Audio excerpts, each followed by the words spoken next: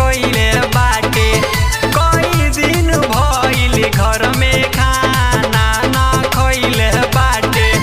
बारा समझैली नहीं छोटका भाई चुप करत। सच धज के हमारो विदाई होवत। माई बाबू सब ही रोवत। सच धज के हमारो विदाई होवत। माई बाबू सब ही रोवत।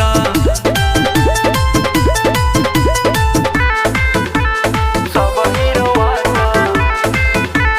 सब ही रोवत।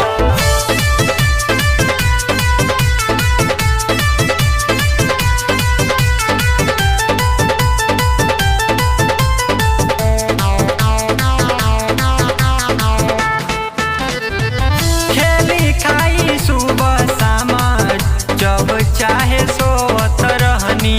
घर में सब प्यार करे डांट देले रोवत रहनी।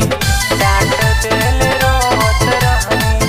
खेली खाई सुबह शाम जब चाहे सोवत रहनी।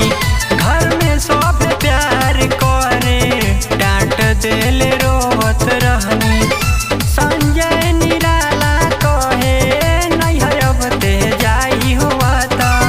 सच धज के हमारो विदाई होवत।